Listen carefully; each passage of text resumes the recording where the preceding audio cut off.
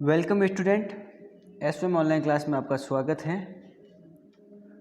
बात करेंगे आज हम इस वीडियो में ज्योग्राफी की। तो क्लास 12th की बात करेंगे इस वीडियो में, वो भी सब्जेक्ट होगी ज्योग्राफी की, बात करेंगे इसमें। ठीक है, देखिए हम पढ़ रहे थे, आपको सभी को पता है कि लिंगानुपात पढ़ रहे थे। क्या पढ़ रहे थे? पिछले वीडियो में हमने पाठ संख्या 4 के अंतर्गत जो टॉपिक है वो लिंगानुपात की शुरुआत की थी। तो लिंगानुपात की बात कर रहे थे हम विश्व स्तर में लिंगानुपात के कौन कौन से प्रमुख देश है, कौन से देश में कितना लिंगानुपात है, उसकी हम बात कर रहे थे। हमने पढ़ा था कि अत्यधिक स्त्री वाले देश कौन से हैं और अधिकता वाले देश कौन से हैं जहाँ पर स्त्रियों की संख्या ज़्यादा है लिंगानुपात।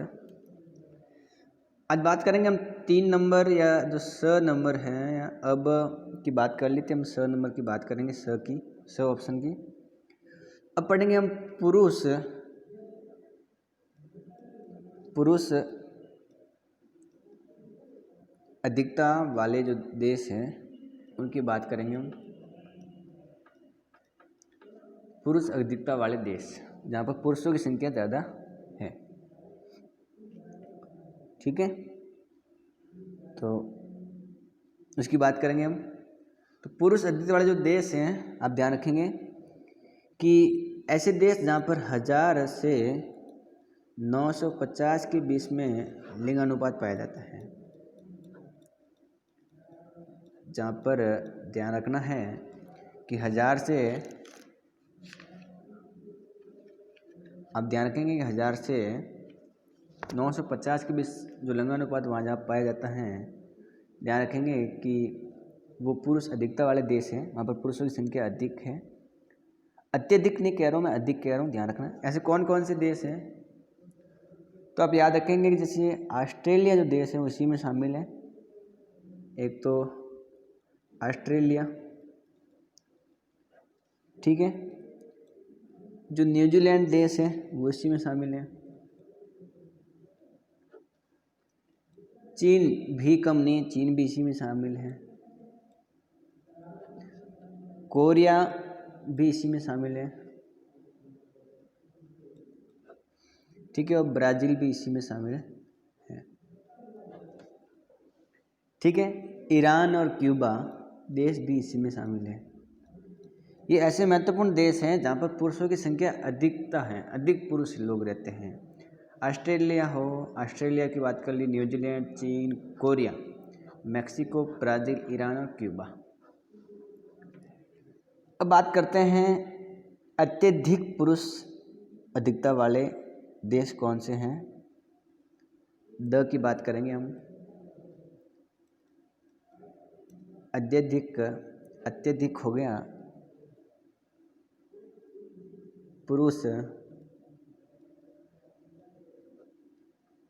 अधिकता वाले देश, ऐसे देश जहाँ पर 950 से कम लिंगानुपात पाया जाता है।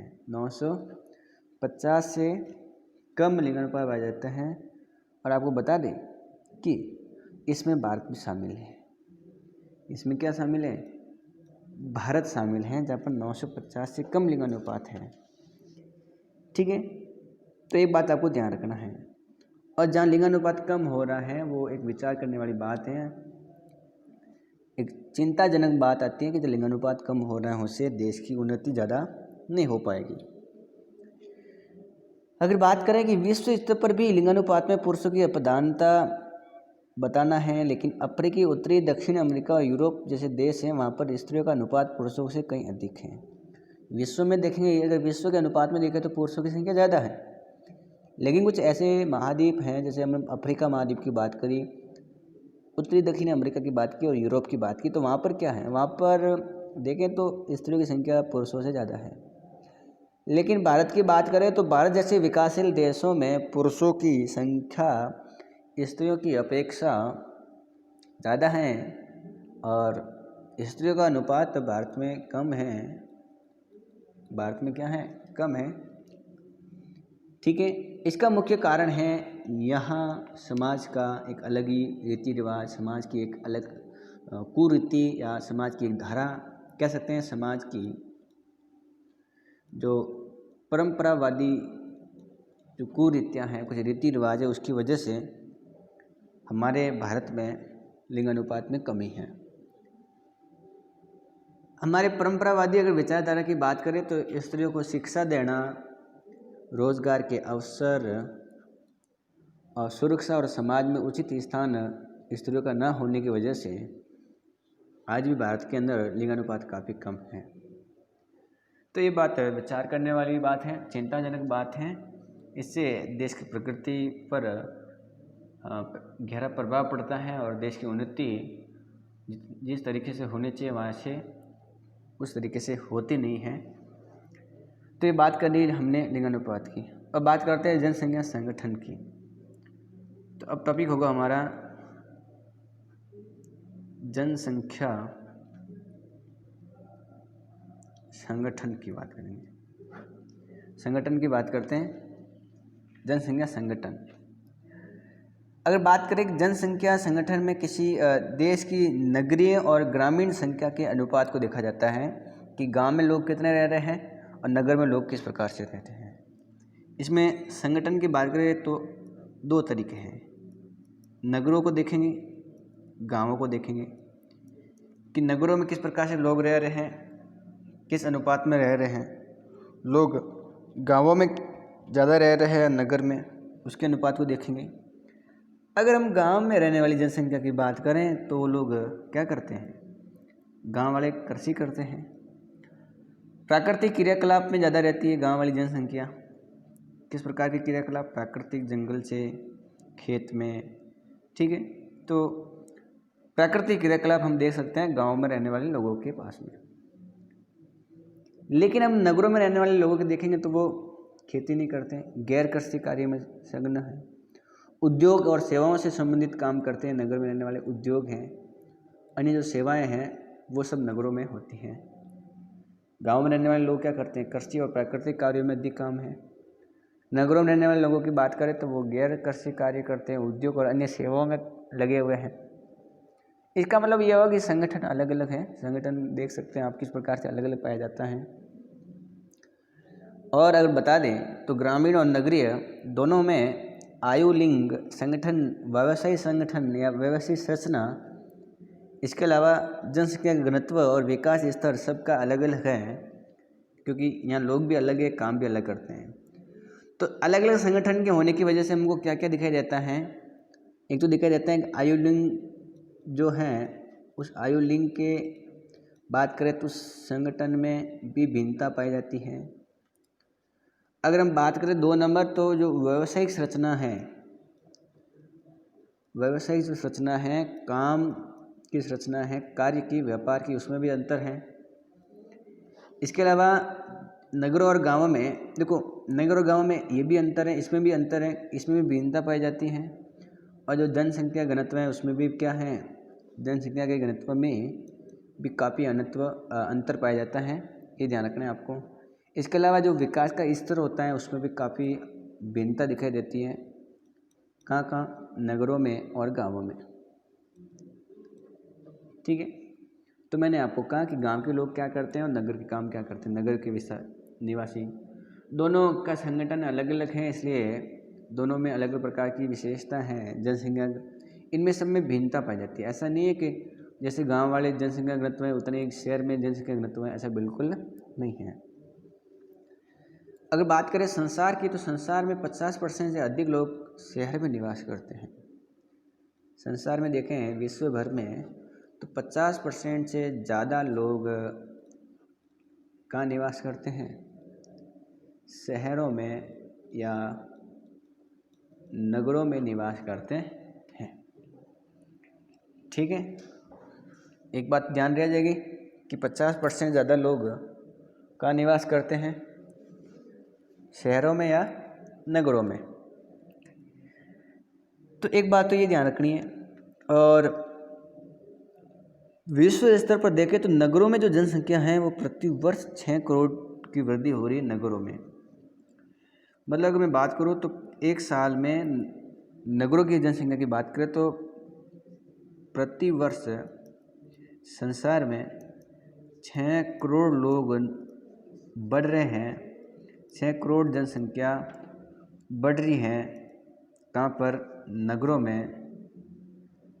एक बात ये ध्यान रखना है आपको। तो कितनी वृद्धि हो रही है, और इतनी वृद्धि हो रही है जो एक गांव से 3 गुना ज़्यादा है। गांवों की वृद्धि से क्या है? 3 गुना ज़्यादा है। ठीक है। एशिया और अफ्रीका महाद्वीप में देखें तो एशिया और अफ्रीका महाद्वीप में 38% जनसंख्या है वो ओनली फॉर नगरों में निवास करती हैं। कितनी? 38% लोग।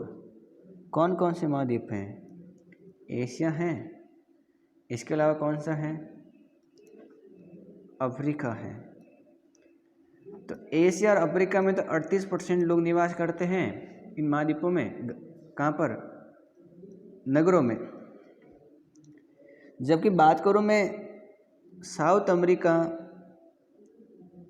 या विशेषकर मैं बात करूँ नॉर्थ अमेरिका, इसके अलावा वेस्ट यूरोप, तो यहाँ पर लोग हैं वो 75 से 78, 75 से 78% लोग हैं वो शहर या सिटी में या नगरों में निवास करते हैं। जबकि एशिया और अफ्रीका महाद्वीपों में 38 लोग ही सिटी में या शहर में निवास करते हैं।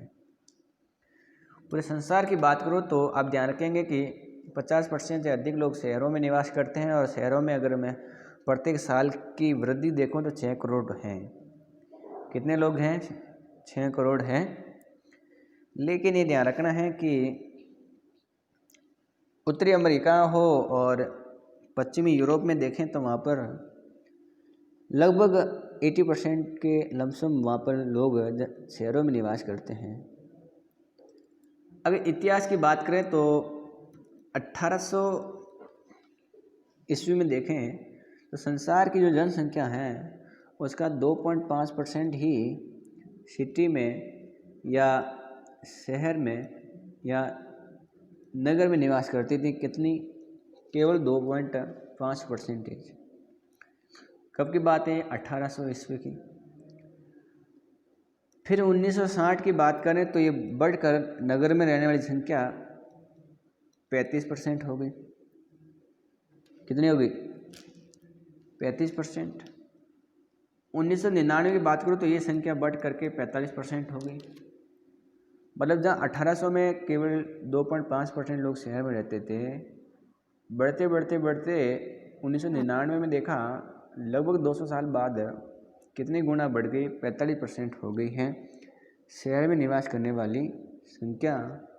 और अगर मैं बात करूँ आपको 2015 की, कितनी संख्या हुई उसकी बात करेंगे, लेकिन 2015 की बात करें तो आप ध्यान रखेंगे कि 53% लोग शहर में निवास करते हैं। जो विकासशील शहर हैं वहाँ पर देखें तो बड़े बड़े नगरों की संख्या वृद्धि हो रही है।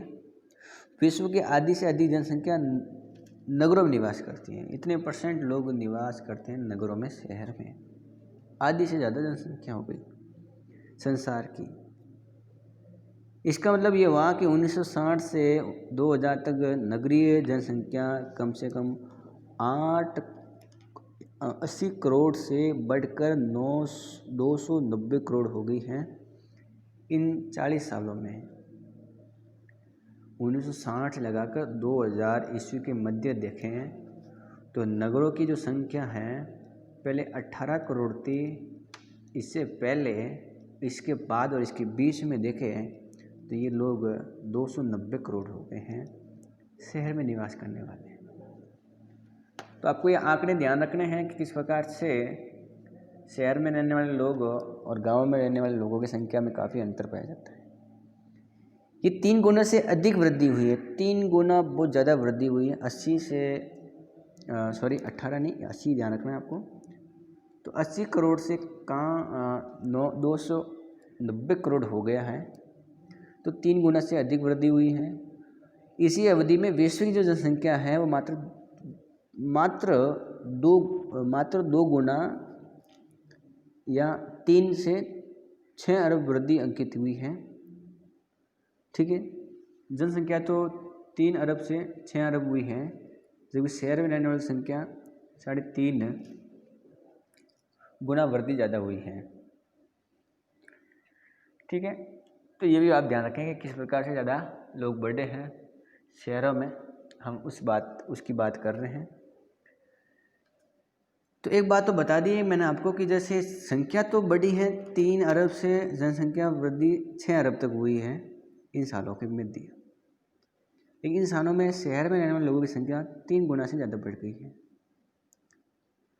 और अनुमान लगाया जाता है कि 2023 तक देखें तो नगर में निवास करने वाली संख्या 8 अरब तक बढ़ जाएगी। कितने अरब तक? 8 अरब तक हो जाएगी।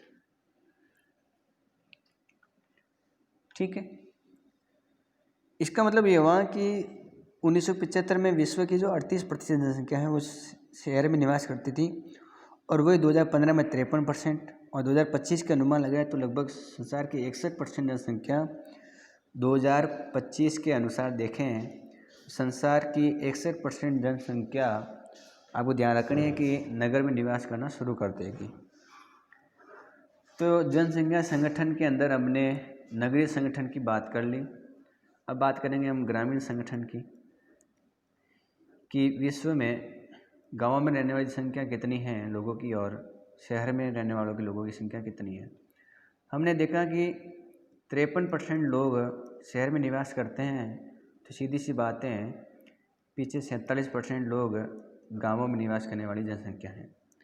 तो संसार की कुल आबादी का 47% लोग गांवों में निवास करते हैं और 53% लोग शहर में निवास करते हैं, जबकि 2025 तक यहाँ जो अनुमान लगाया है कि 61% लोग शहर में निवास करेंगे 2025 तक, तो वो भी एक अनुमान है। देखते हैं 2025 तक कितने लोग शहर में निवास करते हैं। ठीक है, तो जनसंख्या की बात कर रहे हैं, तो नगरीय जनसंख्या वितरण की बात करें तो विश्व के अलग अलग क्षेत्रों में ग्रामीण जनसंख्या और नगरीय जनसंख्या काफ़ी अंतर है। खैर, नगरीय जनसंख्या के वितरण को देख लेते हैं। नगरीय जनसंख्या का वितरण, संख्या का वितरण, ठीक है, वितरण की बात करते हैं तो 4 प्रकार के या 3 प्रकार से अपन वितरण को समझ सकते हैं। कितने प्रकार से? 3 प्रकार से। एक तो ऐसी जगह जहाँ पर उच्च नगरीय जनसंख्या है, जहाँ पर नगरों में ज़्यादा जनसंख्या निवास करती है, कुछ ऐसे इलाकों की बात करेंगे। एक बात करेंगे हम मध्यम नगरीय क्षेत्र, और फिर बात करेंगे हम न्यून नगरीय जनसंख्या। तो मध्यम, न्यून और उच्च नगरीय हो गया। ठीक है, उच्च स्तरीय जनसंख्या की बात करें, उच्च नगरीय जनसंख्या की, तो विश्व में ऐसे देश शामिल हैं जहाँ पर नगर में रहने वाली संख्या है वो 60% से ज़्यादा है। ठीक है, तो ऐसे देश जहाँ पर 60% से अधिक लोग नगरों में रहते हैं वो उच्च नगरीय जनसंख्या में शामिल हैं, जैसे अमेरिका है, ब्राज़ील है, कनाडा वगैरह, Mexico, Australia, New Zealand, Japan, Singapore और अर्जेंटीना, ये ऐसे देश हैं जहाँ उच्च नगरीय जनसंख्या है। मध्यम नगरीय जनसंख्या की बात करूँ तो जहाँ 40% से 60% लोग जो जनसंख्या है वो अगर शहर में निवास कर रही है तो आप बता सकते हो वो मध्यम नगरीय जनसंख्या है। इसमें जो देश हैं वो हैं चीन है, इंडोनेशिया है, अफ्रीका है, इसके अलावा वेनेजुएला और क्यूबा वगैरह जो महत्वपूर्ण देश हैं, विकासशील देश, उसमें सारे शामिल हैं मध्य नगरीय जनसंख्या के अंतर्गत। ठीक है, तो 40 से 60% देश की जो विश्व जनसंख्या है या अपने देश की जो जनसंख्या है वो 40 से 60% नगर में रहती है, तो मध्यम नगरीय जनसंख्या आती है। फिर बात करें न्यून नगरीय जनसंख्या की बात करें तो जहाँ 40% से कम लोग नगरों में निवास कर रहे हैं तो आपको बता दें कि वो जो देश हैं वो न्यून नगरीय जनसंख्या में शामिल हैं। न्यून नगरीय जनसंख्या की बात करूँ तो इसमें भारत शामिल है। भारत के अंदर 40% से कम लोग शहरों में निवास करते हैं। भारत की अधिकतर जनसंख्या गाँवों में निवास करती हैं। भारत के अलावा संसार में पाकिस्तान है, बांग्लादेश, नेपाल और दक्षिण पूर्वी एशिया जो देश हैं, अफ्रीका के जो महाद्वीप के अधिकांश देश हैं, उनकी जो जनसंख्या है वहाँ पर 40% से कम लोग शहरों में निवास करते हैं, अधिकतर लोग गाँवों में निवास करते हैं। तो आज हमने बात की है जनसंख्या संगठन लिंगानुपात की बात कर ली थी, नगरीय जनसंख्या वितरण को देख लिया है, ठीक है। आगे हम बात करेंगे साक्षरता की, वो बात करेंगे अगली वीडियो में। आज के लिए इस वीडियो में इतना ही, और वीडियो को लाइक करें, चैनल को सब्सक्राइब करें और वीडियो को शेयर करें, ठीक है। तो वीडियो 2-3 बार देखना है।